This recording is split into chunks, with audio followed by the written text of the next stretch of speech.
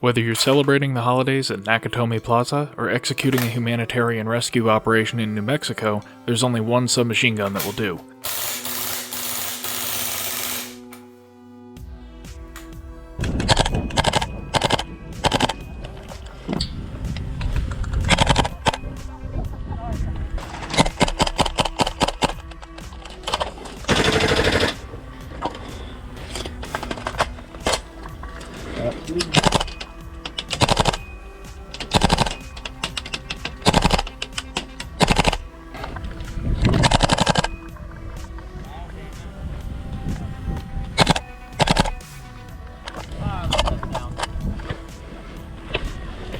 Why do gas guns sound so satisfying?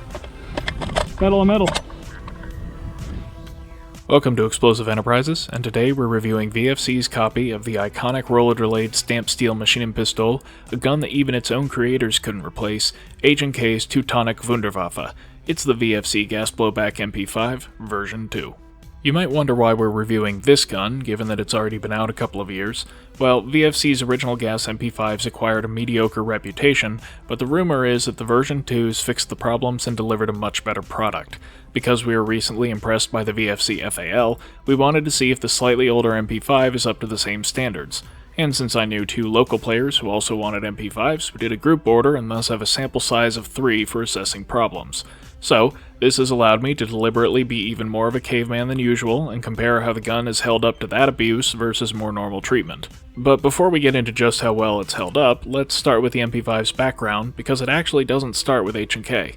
In 1950, the Spanish government agency SETMI hired former Mauser engineer Ludwig Forchheimer to design a brand new service rifle for the Spanish military. The design he created reused the novel roller-delayed blowback system that he had helped develop at Mauser in the waning days of Nazi Germany. The promising new intermediate caliber design attracted West German interest, but West Germany was only willing to adopt a new rifle in full-size 7.62 NATO, and Forchheimer needed help upscaling the design to the larger caliber. Other former Mauser engineers had already formed the small firm Heckler & Koch and were willing to assist.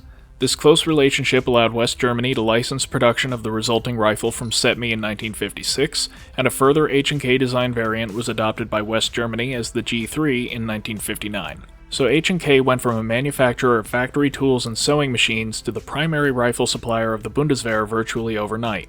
Over the next decade, H&K produced several variants of their core rifle, but in the late 1960s they began branching out into 7.62x39, 5.56, and 9mm adaptations, the third of which would ultimately become the MP5. Small orders by West German agencies began in 1966, but the A2 and A3 variants, introduced in 1970, saw more significant commercial success. The use of delayed blowback in a 9mm submachine gun gave it significantly softer recoil and lighter weight than its straight blowback competitors. Nice. At the cost of substantially higher design and manufacturing complexity. Oh no, this is horrible! Over the 1970s, the MP5 gradually saw widespread adoption across Europe, but the watershed moment came in 1980. The Iranian embassy crisis in London was resolved by the intervention of the British SAS Counter-Revolutionary Warfare Unit, seen in newspapers and on TV storming the embassy with MP5s, and the rest of the world noticed. Hey, that's pretty good. The MP5 soon became the submachine gun of choice for police and militaries around the world, or at least those who could afford it. Many companies tried to produce simpler, cheaper alternatives, including H&K themselves with the UMP, but none could dethrone the MP5. Ultimately, it was displaced not by a better submachine gun, but by compact, intermediate caliber gas-operated carbines. Still, the MP5 is a fixture of pop culture, prominently featured in movies like Predator, Die Hard, and Stargate, and video games like Rainbow Six and Half-Life. While the submachine gun as a concept is waning in popularity, the MP5 is so iconic that it's practically the default submachine gun in media. And of course this is airsoft, so we can ignore all that stuff about 9mm versus 300 blackout terminal ballistics and simply enjoy Classic for what it is. VFC currently makes both an MP5A4 with a Navy-style burst trigger group and A2-style fixed stock, and an MP5A5 with the A3-style collapsing stock. VFC does also offer parts to build actual MP5A2s and MP5A3s, but we'll get to those later. Now we don't have an actual H&K MP5 to compare against, but after ordering the VFC, we were able to get our hands on an MKE-manufactured semi-auto clone. Since this was built using the H&K technical data package, the design is virtually identical to a 1970s or 80s MP5, and while the fit and finish are not H&K quality, the use of unmodified trigger housings makes this design actually just a bit closer to a real MP5 than H&K's slightly redesigned SP5. If you want to endear yourself to an H&K fan, just point this out to them, trust me, they'll love it. Anyways, let's start by going over the externals of the VFC. First off, the gun is finished overall with a semi-gloss black epoxy paint, as is used on the real thing. This is fairly durable and has held up well, though areas that frequently get scraped by furniture or in gameplay will shed their paint, revealing the steel underneath. The entire receiver is stamped steel and tough enough to resist deformation from rough use. Overall, it's a great replication of the look and feel of the real thing, and while admittedly a stamped steel gun with painted finish is not a high bar to meet, VFC didn't cut corners here.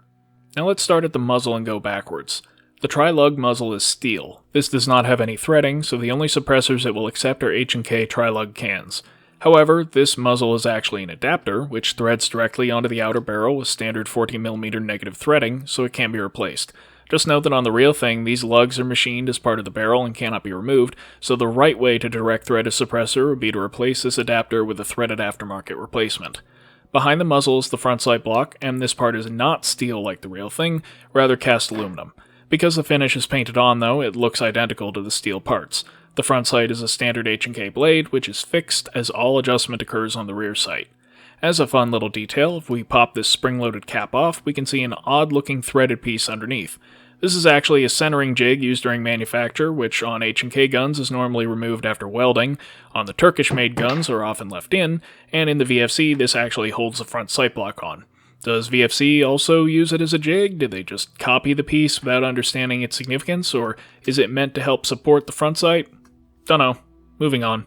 The front sling attachment is a steel screw which threads into the front sight assembly. This was thread locked out of the box and didn't move at all, but after removing it for disassembly it's now capable of swiveling slightly when applying tension with a sling, though that isn't actually a significant problem. The cocking tube itself is steel and solidly built, and you can see just how thick it is at the cutouts, so there's little risk of it getting dented and preventing the gun from cycling. While the charging handle is steel, or at least the internal rod is, with plastic overmolded handle, the cocking piece that it connects to is not. We know Bada Bing had this part break, but we noticed that his was a slightly different color to ours, so we're not sure if VFC revised the material composition. In any case, I've been deliberately slapping this gun like it owes me money, while the other two owners have been more gentle with theirs, but so far none of the three have broken. The handguard is injection molded nylon, and it's essentially identical in look and feel to a real one. The cross pin is steel, as are all the pins on the gun. The magazine well has a good rendition of the hook used for the H&K slings, which we'll get to later. The magazine release is the original redundant style, where there's a button release for ET and a normal paddle release for everyone else. Note that these parts are not steel. Initially, magazines were excessively tight to insert and remove, but using a pair of pliers to bend out the magazine well, just a little, alleviated it, so some minor adjustment may be needed. The magwell also has some of the gun's markings, so let's talk about those. On the left side, we have the caliber marking, which is authentic to the real thing, although not quite the same font.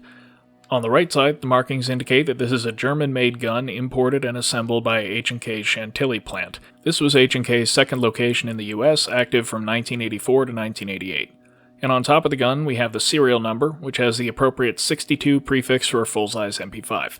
The simplified Wu-Tang-looking eagle with an N underneath indicates that it passed proofing, and the antler represents the Ulm proof house in Germany. In between it also has an IH date code standing for 87. Why did they use two letters that just stand for two numbers? So this gun is definitively a replica of an MP5A5 manufactured in Germany in 1987, imported to the US for final assembly, and then sold to an American law enforcement, military, or other government customer. Pretty neat.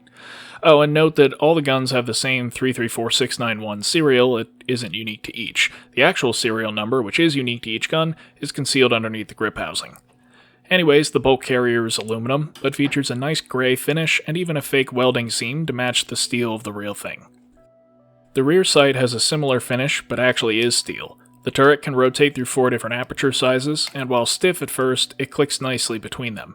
These are not range adjustments, and switching to a different aperture does not impact the gun's zero, they just allow basically customization for the shooter's preferences and ambient conditions. This is a nice feature, as one of my gripes with a lot of narrow aperture sights is that they're hard to acquire in low light, and different stocks and stances may put the shooter's eye at different positions relative to the rear sight. Elevation adjustment is done by pinching 2 securing clamps inside the rear sight tower and then rotating it, while windage adjustment is done by loosening the securing screw, turning the adjustment screw as needed, and then tightening the securing screw again. It's not a particularly easy gun to zero, as the MP5 sights were designed to be zeroed at the factory and then never touched again, with 9x19 NATO ammunition hitting point of aim at 25 meters and 75 meters. Moving down to the grip housing, the polymer is genuinely indistinguishable from the real thing. VFC did a great job copying not just the design, but also the texture. The trigger is not steel, but has an appropriate finish. VFC has gotten very good at giving cast aluminum parts a convincing parkerized steel finish, and it does a lot to avoid the toy-like look that airsoft materials can often have. Moving back to the stock, VFC offers both a collapsing A3 stock and a fixed A2 stock. The collapsing stock is another direct copy of the H&K original, with a steel cap and steel end plate inside the stock, and even incorporates a rubber buffer despite the design of the carrier meaning it has no functional purpose. However, it does differ from the H&K in one significant way, and that's the arms of the stock. These are aluminum, not steel, and that means they won't withstand quite as much abuse. Now, for practical purposes, it doesn't matter, but we wouldn't recommend trying to recreate Die Hard's air vent scene. The A3 did have some sloppy fitment by default, so we added a spacer to the top and bent the bottom upwards a bit. This has effectively taken up all the wobble, but a piece of Velcro under the trigger housing works pretty well too. The full A2 stock is externally identical to the H&K original and a tight fit. We did find it difficult to get the steel retainer plate to sit flat inside the stock, but ultimately gluing it in place solved that. Again, this is the same very nice nylon used elsewhere on the gun, and it's both strong and lightweight. And lastly, the magazines. These are a steel outer shell with an aluminum inner reservoir, and when gassed and loaded weigh about 515 grams apiece, just 30 grams shy of a real mag loaded with 124 grain 9mm FMJ. What's peculiar about the mags is that the paint coating on them is a lot more fragile than on the gun itself, and you can see how the upper section of the mag is starting to rub bare. There's a lot more to talk about with these, but I'll save that for when we get to internals. For now, I'll summarize by saying, it looks and feels like a real MP5. It's just a bit more rear heavy than the real thing, but it's a much smaller discrepancy than on the FAL we reviewed previously, or honestly, any gas rendition of a blowback submachine gun I've previously used. But I'm getting ahead of myself there, so let's take it apart and talk about the internals. Field stripping is pretty easy. Popping out the front handguard retainer pin allows the handguard to come off. Popping out the rear takedown frees the stock. The grip housing can now pivot downwards, allowing the bolt carrier group to come out the back. And lastly, taking out the front grip housing pin allows the fire control group to come off as well. And that's all there is to it, so on to full disassembly. First, the tri-lug adapter unscrews, and then the front sling swivel can unscrew. Taking out 2 grub screws on the receiver then frees the barrel, which can slide out the back.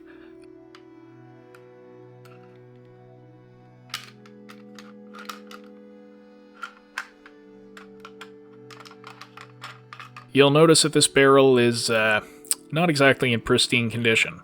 That's because VFC applied roughly half a gallon of thread locker to the threads on the hop unit that secure it. I had to apply a heat gun to it for several minutes to loosen it enough to turn, and still slipped enough to cause these awful gouges. One of the other buyers just applied force without heating and snapped the threads clean off, forcing him to buy a new barrel and hop unit. Come on man, the caveman shtick is my thing. Well, after the thread lock is broken the first time, the barrel can be unscrewed by hand. Note that this is a cast aluminum barrel, not steel, but the only effect that really has is slightly different weight, since it's of course hidden by the handguard. Removing the barrel also frees the hop adjustment ring and its spring-loaded plunger. This plunger provides a tactile click as the wheel is turned and keeps it from self-adjusting, and has a little arrow inscribed to remind you of which direction to adjust. With the hop adjustment parts removed, I can now remove the 2 screws securing the hop unit. When it comes apart, it reveals a hop tensioner arm, barrel and bucking, and feed ramp. Alright, there are a couple things to talk about here. First, the barrel. As with the FAL, this is an aluminum inner barrel, not really ideal. Fortunately, it has standard GBBR cuts, so should be easy to replace if needed. The bucking is VFC's current standard with a diamond-shaped contact patch. In our testing, this has provided good accuracy, but combined with the rigid hop arm, it could stand to be a little more consistent in the amount of hop applied. Gluing on a foam or rubber M-nub might help here, or DIYing a retainer for a conventional nub. And then the feed ramp is a separate plastic piece, which is useful in the event that it breaks, more on that coming shortly. This feed ramp has been modified because with an aftermarket nozzle we experienced occasional misfeeds where the BB would get caught on the lip of the bucking. The solution was in part to modify the feed ramp by carving out the indexing slots on the sides, removing the interior so that the nozzle doesn't hit it, and shimming the back, all to make it sit a bit closer to the magazine. With the stock nozzle and stock feed ramp there were no issues. One of the other two owners is using the same aftermarket nozzle with a stock feed ramp with no issues, so this is likely just a minor tolerancing quirk between our setups. Oh, and note that the funny shape of the hop unit is so that it can interface with the magazine. When the mag is fully seated, it is cradled by the hop unit, eliminating side-to-side wobble and preventing misfeeds. Next up, the bulk carrier group, and right off the bat, this is not the nozzle that came with the gun.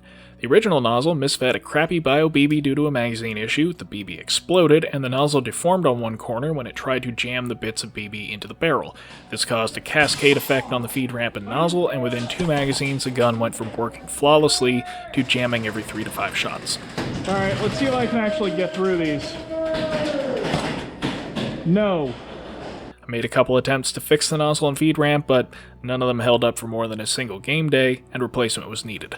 But then a week later, while testing in his backyard, one of the other 2 new owners had his nozzle spontaneously self-destruct despite using good BBs and with magazines modified after what I discovered. Yes, we'll get there, just bear with me. He replaced his nozzle with a Bowmaster one, which is what this is, and his gun is also back to functioning correctly. Meanwhile, our third MP5 owner has put a few thousand rounds to the original nozzle without issues, but it may only be a matter of time. And while we were filming this video, Bada Bing also had a nozzle break too. Well, replacement stock nozzles are dirt cheap, so either grabbing a couple of spare plastic ones or a one-time Bowmaster replacement is a decent investment either way. Anyways, to use the gun at a local CQB field, we each had to modify the rocket valve, so let's cover that now. To disassemble the nozzle, first use a pair of pliers to unscrew the plug on the back. Next, push the nozzle all the way forward and drive out the pin holding the nozzle halves together. On the stock nozzle it's a push pin, while on this Bowmaster it's threaded. With the pin out, the front half of the nozzle can be pulled off, freeing the rocket valve and spring as well as the nozzle return spring. The rocket valve is modified exactly as we've done for other gas guns. A simple styrene insert glued in reduces the throughput, dropping the muzzle velocity without causing any negative effects on performance. Note that because the rocket valve doesn't seat against a cross pin, the usual drop-in end-pass systems or grub screw mods won't work here. Bowmaster does sell an adjustable nozzle, but we haven't seen it in stock anywhere for a while. So, we reverse the steps to get it back together. Rocket valve and spring go back in the front nozzle half, we insert the rear half all the way forwards and align the return spring onto it, push it to the back without bumping the spring off, and then carefully slide the front half in until it mates.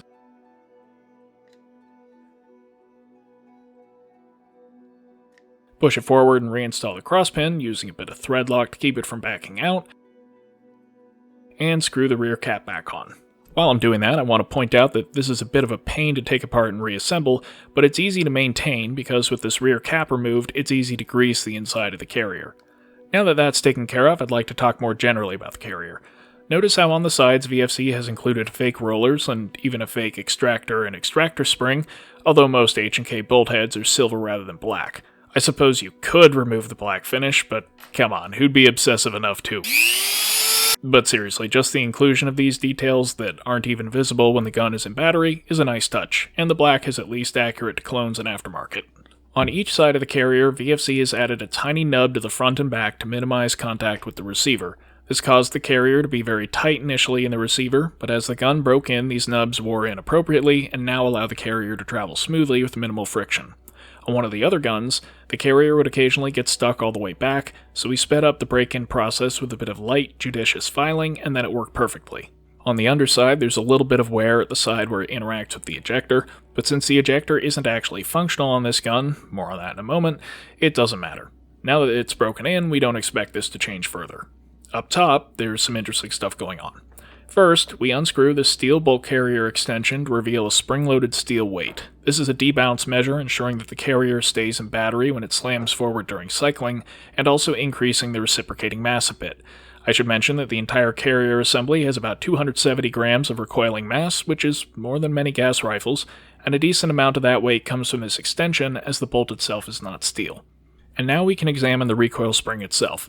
This is obviously a captive spring, and it's fairly weak too, having just enough tension to get the gun into battery. This spring buffer at the back, on the other hand, is absurdly strong.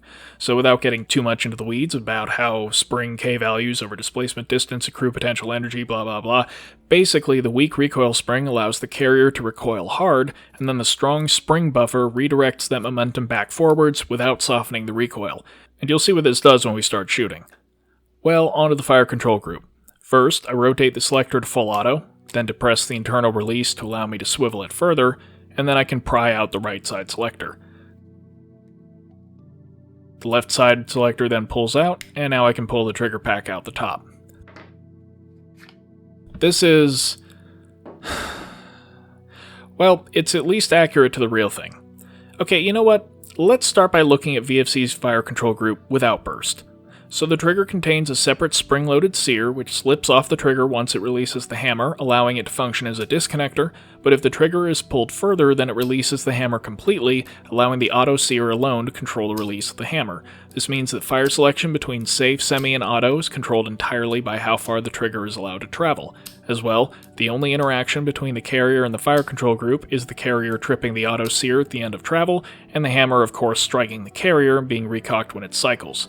Now, if you watched our FAL review, this might all seem familiar to you, and that's because the FAL's fire control is virtually identical, although the MP5 trigger group is slightly more compact at the cost of being considerably more difficult to disassemble and reassemble, a pretty classically German trade-off. And just to be clear, this is a pretty close copy of the real one, as once again VFC has closely copied the real design. Anyways, while the hammer, trigger, and valve knocker appear to be aluminum, the auto sear is actually steel. So far, this mix of materials hasn't proved to be an issue on any of the three guns, but if it does, steel replacements are available. We can observe that both the auto sear and trigger sear demonstrate positive engagement with the hammer, so this is not at risk of doubling like the FAL was. Okay, so that's the relatively simple safe semi-auto pack. Now let's look at the one that adds burst to the mix. You may notice already that there's a ring that goes around the selector, and this is actually the counting wheel for the burst system. Along the top of the grip pack is a ratchet pawl with its own spring, and this interacts with the counting wheel to climb a predetermined distance before forcibly resets the sear, being held against reversal by an anti-reversal latch at the rear of the mechanism, which is incremented by the interaction of the hand. Look, I just said this was German. At least you can understand this without a PhD, which I'm not sure I can say about the puzzle box nightmare that is my C96. I'll put a link in the description to a guide demonstrating how all this works if you're curious. It's 21 minutes and requires CAD animation, but he does a good job. The important thing is that all the burst mechanism parts are steel, which is outright necessary for this sort of system to work without breaking sooner or later. Again, if parts do break, replacements are available, but swapping them will be an adventure. Well, since I already have two VFC trigger packs out, might as well get out a third, the SEF contoured housing. Now you will note that just like on a real MP5, the actual trigger packs that go inside the burst ambi housing and SEF housing are a little different and will not interchange. However, the non-burst ambi pack doesn't actually have the ambi style selector hole. It's really an SEF pack, but with extra pin holes for the ambi style selector retention. And in fact, I can take the trigger pack from the non-burst Navy pack, install it in the contoured housing, and use the SEF selector, and it works, mostly. It'll shoot on semi-fine, but it won't quite go to auto unless I remove the extra Navy parts.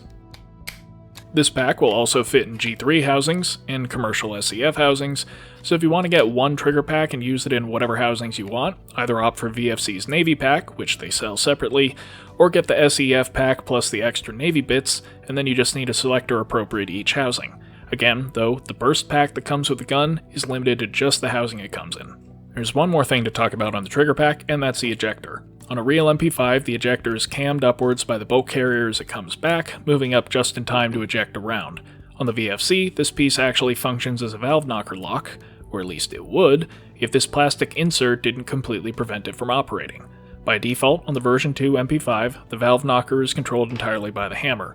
If we push out this insert, then the ejector is able to drop into position behind the valve knocker, locking it forward until the carrier resets it. And we'll talk about this when we actually shoot the gun. We've covered all the major sub-assemblies, but the one thing I'd like to point out on the receiver is this pin which holds in the magazine release.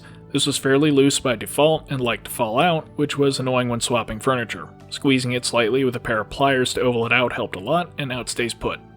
Actually, let's go over the collapsing stock in greater detail, because in the course of filming this review, it fell apart. So let's disassemble. First, we remove the actual stock from the end cap by simply pulling. Unscrewing this grub screw now frees the release lever.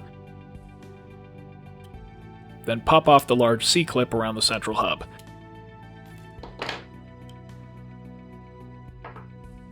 Next, we unscrew the 2 screws inside the front of the cap, and then we can pry the rear half of the cap off. Flip it over and we see the internal screws that on this one came loose, 4 small screws and 1 large one. We recommend thread locking all of them because there was no thread lock to begin with. Once those are all tight, we reverse these steps, starting with reinstalling the rear plate and tightening the 2 screws that secure it. Reinstalling the lever, however, is a bit different.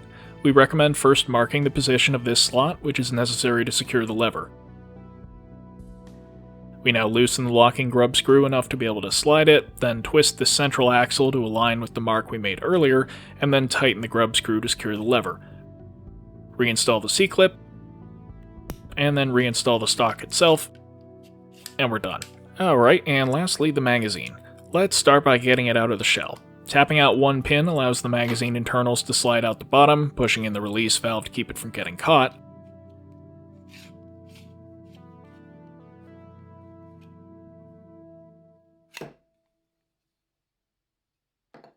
Starting at the top, this has the same moving gas router design as the FAL magazine, and it's an excellent development, ensuring the gas router seals against the nozzle consistently and without excess drag. Unfortunately, it looks like the mag that has seen the heaviest use in testing is starting to erode at the front after about 1,000 rounds through it, and this has caused a marginal loss in efficiency. It's not severe though, and we can't rule out the possibility that this was exacerbated by the malfunctions described earlier. Replacement routers are $3 a piece, so ongoing maintenance is at least fairly reasonable. The release valve right behind is a standard design, not much to say here. At the front, you can see that there is some significant wear on one side of the feed lips that's actually deliberate. The magazine issue I alluded to earlier is that for some reason, the right side feeds cleanly and smoothly, but the left side required more force to strip a BB, especially the very last one in the magazine. This contributed to the excess wear that I encountered on the nozzle, culminating in a series of catastrophic misfeeds. So, the fix was simple. I used a steel file to match the profile of the right side, and that seems to have solved it. On the base of the magazine, there are small steel tabs securing the base plate. Removing those allows me to slip the base plate off, and then undoing the concealed screws reveals the bottom gasket, another fitted design.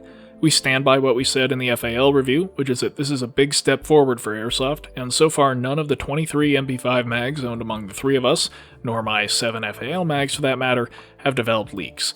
And that's with no maintenance, no lubrication, nothing, it just works. Oh, and while I'm here I should probably mention that the magazine holds 30 BBs. You'd think it could hold a lot more given the length, but the feed track actually stops about 2/3 of the way down, freeing up more space near the bottom for gas. This magazine can actually hold a whopping 21 grams of gas, more than most AR mags, and you'll see what that does for it shortly.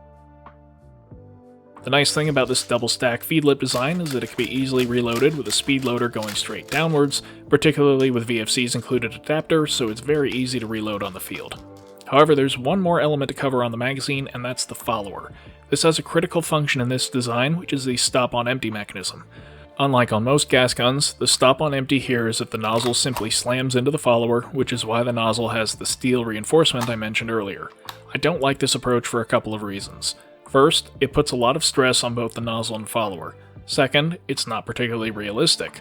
On an open bolt gun, it will at least drop the bolt and essentially dry fire when you pull the trigger on an empty mag, but here you just get a dead trigger rather than going click and needing to be recocked. Third, it's disappointing because the version 1 gun did have a stop-on-empty system, albeit an overly complicated and fragile one, so this feels like a hasty retrofit to just throw out that system altogether. And fourth, most importantly, the WE MP5 has a robust and clever stop-on-empty that provides exactly the same behavior as the real thing, in that the gun will drop the hammer without firing if the mag is empty. Alright, I'll stop whinging now and get back to the review. So overall, the designs of the gun and magazine are fairly good, despite some quirks, and incorporate a number of clever touches. I particularly like VFC's now standard moving gas router and custom baseplate gasket, and the hop-up being a clicky wheel under the handguard is a big improvement over anything that requires a hex key. The recoil system is also a wonderful design, which we'll get to in a moment, and it has the usual VFC attention to detail with really nice external quality, good general build quality, and great real steel compatibility. Still, the devil's in the details, with that nozzle breakage being frankly unacceptable for a gun at this price point. The stop on empty is disappointing when the cheaper and otherwise less impressive WE MP5 manages to get it right, and that uneven feed lip design is just weird. But we haven't even shot the thing yet, so let's not get ahead of ourselves. Alright, now for controls. The magazine release, as mentioned before, is a simple paddle design. Mags insert and drop smoothly after a bit of break-in, and the paddle can be actuated with an index finger more easily than the button release, but realistically this ought to be used with the offhand as on an AK or FAL, and mags will not always drop free when the release is pushed. To charge it, the intended HK manual of arms is that the charging handle should be locked at the top, the mag inserted, and then the charging handle slapped to release it, but there are alternative methods that we'll talk about when we get to practicality. The selector has 4 positions and it clicks through them nicely. The trigger pull, however, is a long, creepy pull with a sloppy break and similarly long reset, with the burst mechanism resetting incrementally along the way. Even by submachine gun standards, this sucks. But there is some hope. The SEF or Navy packs, which again are pretty much the same internals, have a substantially different feel. The travel is shorter before it fires, it's a cleaner break, it's just a much nicer feel, and it's very close to the real thing. Not as heavy, which is typical, but otherwise a similar take up and break. On the SEF pack, it also allows for doing the old SAS trick of setting the gun to full auto and putting one finger behind the trigger, limiting its travel so the gun will only do semi-auto until the finger is removed. Honestly, it's really disappointing that VFC doesn't offer a configuration with a non-burst trigger pack out of the box, because they really are just better than the burst pack besides obviously missing that gimmick. And to be clear, you can't just take the burst parts out to fix it, because the sear selector and hammer surfaces are actually different. Alright, I'm going off on a tangent again, let's shoot.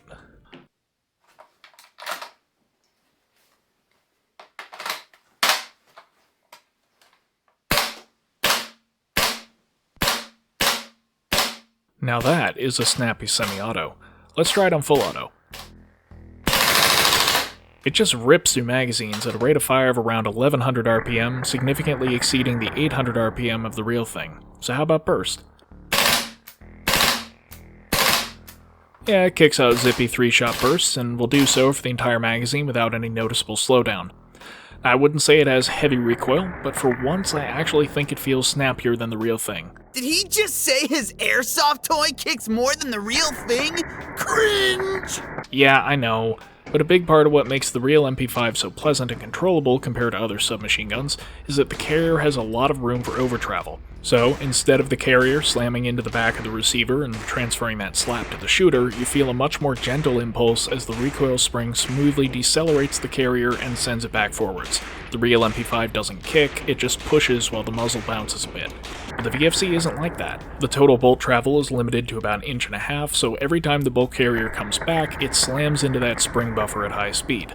This makes for a nice sense of recoil, and to be clear, I'm talking airsoft recoil, obviously there's no muzzle rise or actual push, but ironically, if there's an airsoft gun that ought to have negligible kick, this is it. I know I'm being nitpicky, and for an airsoft gun this feels pretty good, so it is what it is. On to efficiency, so let's try the usual test with a mag modified to remove the follower so we can dry fire it until it runs empty. In continuous fire, it got around 200 shots before it started failing to fully cycle. That's extremely impressive, but for a gun like this, I particularly want to use full auto, so let's just test that next. We'll do strings of 30 shots with a few minutes in between.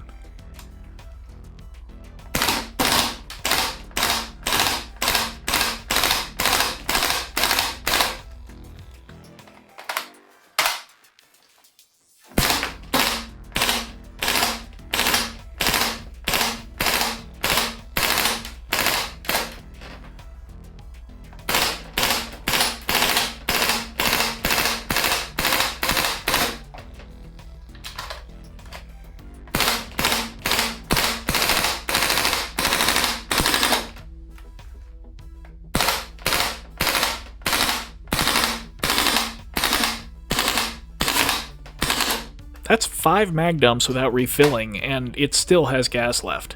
The combination of a weak recoil spring, stiff spring buffer, good seals, and a high gas capacity all come together to produce an astonishing number of shots before it goes click. Now you may have noticed in the intro montage that the gun was shooting substantially slower than this high cyclic rate, and that's because we experimented with rate of fire reduction. Initially we tried just removing the spring buffer from the recoil rod guide, but this caused excess wear and tear to the metal parts. We also tried taking a short section of CPVC, cutting a slit lengthwise, and then sliding it over the guide. This successfully prevented damage to the steel parts, but it still cycled at a fairly sedate 700 RPM, slower than the real thing at 800 RPM. So, we bought a spare recoil assembly and cut it down, which both reduced rate of fire and increased travel distance. It now cycles at just under 850 RPM at room temperature, basically the same rate as the real gun. Surprisingly, the increased travel and slightly reduced rate don't really compromise the sensation of recoil, probably because the bolt mass is now moving a substantially longer distance. We could now test how many shots it gets in slow semi-auto with time to warm up between mags, but frankly that seems gratuitous. What we should talk about though is cold weather performance. With magazines filled with ordinary propane and chilled to above freezing, the gun was able to clear a magazine, but frequently short-stroked just enough to fail to pick up a BB, and after the first mag started short-stroking continuously. And this is where that ejector comes into play. As mentioned earlier, the valve knocker lock functionality is disabled by default, but it can be enabled by just removing a plastic blocker in the fire control group. This makes it so if the gas is cut not when the hammer is recocked, which happens very early in the blowback cycle, but when the carrier travels far enough to trip the ejector. With that tweak, the gun now reliably gets through about 60 shots on continuous semi-auto before it starts short-stroking again, though we wouldn't recommend full auto. So in warmer weather, enabling the valve knocker lock will increase gas consumption to no real gain, but in cold weather, allowing the gun to use a bit more gas per shot keeps it cycling at lower pressures than it would out of the box, and with propylene or red gas, this will have no trouble working at below freezing. Back at room temperature, on the chrono we get just under 1 joule as per our modification earlier, and it holds consistently across the magazine with minimal drop.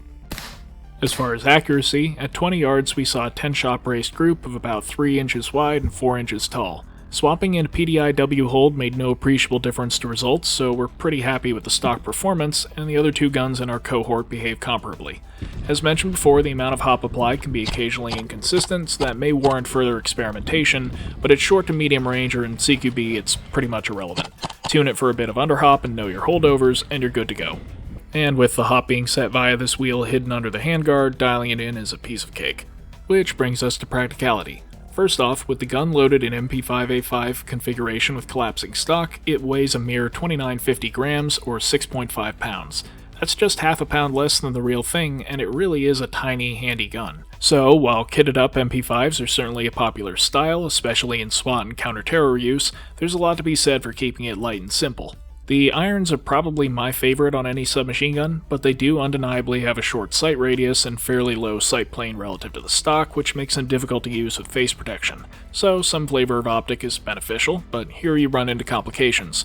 Clamp-on receiver rails are widely available, but mounting a micro dot or other low-profile optic to one puts the red dot directly on top of the front sight hood. This isn't a huge deal if shooting with both eyes open, but it does make for a cluttered sight picture. You can improve it by removing the top of the hood with a Dremel, getting a lower profile mount that provides absolute co-witness, or using a taller mount to clear the front sight. A micro dot on a short riser will work well, or you can go the classic route with a larger aim point or EOTech, though I have to say the weight and bulk really do noticeably change the handling of the gun. Oh, and there's also the classic claw mount, in this case an arms mount from the 90s, and while this has retro charm, it is very tall, adds a lot of weight, and generally makes the gun noticeably top-heavy. All in all, I like the clear sight picture and height I get with an EOTech, though as a backup gun outdoors, I may just continue to use the irons. Next up, both of the VFC's stock variants are worth considering. There's a major difference in length between the fixed A2 stock and the collapsing A3. For comparison, the A2 has a similar length of pull to an M16A2 or fully extended M4 stock, while the A3 is comparable to an original AR carbine stock brought in 1 click or an M4 stock brought in 2 clicks. Honestly, after using so many Cold War era guns with long lengths of pull, the short length of the A3 is downright refreshing, but I find the grip angle induces wrist strain in a squared stance. Meanwhile, the fixed stock is lighter and makes for a better cheek weld, but is maybe a bit longer than ideal. I guess if I had to pick one or the other, it would be the A3 for CQB or compactness, and the A2 as an outdoor primary, but practically speaking, I'd start with the A3 because the fixed stocks are much cheaper and easier to get than the collapsing ones. On to magazines. The best thing about the VFC magazines is the combination of very good efficiency and ease of reloading. It isn't strictly necessary to buy a ton of magazines, because as long as you're reloading your mags when you're dead, between rounds, or in a quiet moment, you can get away with just a couple of mags and a speed loader. Which brings us to reloading the gun and the manual of arms for the MP5. Alright, let's start with the obvious. You can lock back the bolt, swap the mag, and then do the H&K slap to release it. Or, for a little more brevity, instead of the dramatic slap, you could just thumb down the charging handle. Now maybe you're thinking, oh, that's not realistic. On the real one, you have to slap it. Well, no. In fact, on the VFC, there's nothing stopping you from just swapping the mag and racking the charging handle. Surely that wouldn't work on a real one.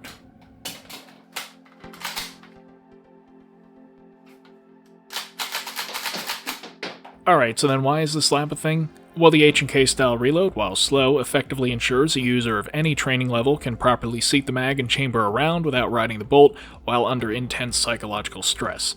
For recreational BB wars, it isn't strictly needed, and of course the H&K style reload will cause a double feed if performed on a loaded chamber. Bottom line is that if you want an H&K slap you can, and so far these three guns have all held up to it, and if you don't want an H&K slap you don't need to. We can confirm that real cocking tubes are a drop-in fit if the stock one breaks from excessive slapping, but if I haven't managed to do it, and I've been trying, we're inclined to say it's unlikely on the newer batches. Oh, and since the magazines are the same weight as their real counterparts, dual mag clamps are a viable option for speeding up reloads. Speaking of H&K accessories, let's talk about slings. H&K makes a green 3-point specifically for the MP5, and this is definitely one of the slings ever made. Passing the hook partway through the buckle allows it to function decently as a conventional 2-point sling, but we've found that if not slung, the hook can easily work its way through the buckle and inadvertently convert it to 3-point operation. In 3-point mode, clipping the buckle to the hook on the MP5's receiver allows it to be carried across the chest at port arms. A quick slap while bringing the gun up frees it, providing enough slack to fire from either shoulder or to carry at waist height. And if needed, the gun can be dropped to hang freely while still providing more muzzle retention than a 1-point, or reclipped to secure to the chest again. These are all nice ideas, but I find the sling to be more trouble than it's worth, especially compared to an adjustable 2-point. Something like a Vickers sling facilitates most of the same functions, but honestly this gun is light enough that it doesn't really need anything more complex than a basic 2-point sling to free up your hands as needed. Next up is the handguard.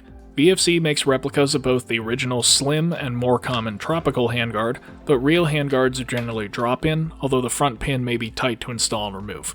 While the tropical handguard is generally considered more comfortable for a traditional grip, the slim handguard is more conducive to a modern thumb-over-bore grip for ultimate airsoft recoil management when using raised optics.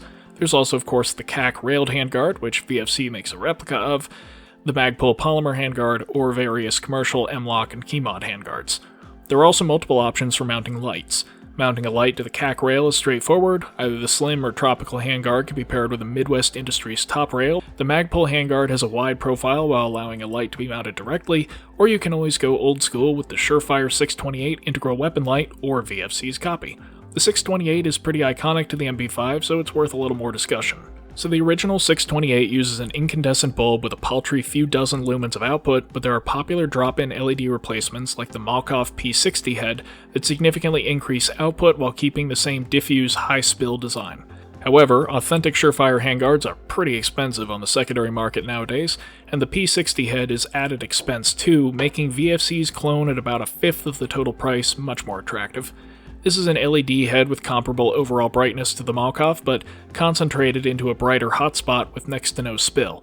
This is actually pretty useful for airsoft purposes, as it illuminates BBs nicely and can be used as an aiming aid, but neither the VFC nor the Malkoff are as bright as even a TLR-1HL. But there is one more option we've tried.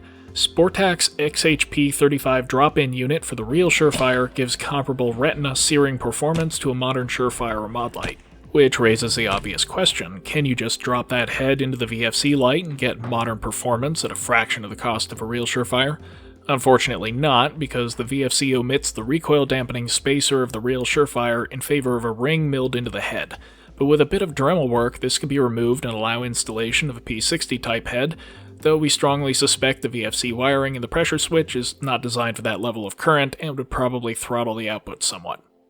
So that leaves just the grip pack to talk about, and again I'm a little annoyed that VFC currently doesn't offer just a plain A2 or A3 without burst.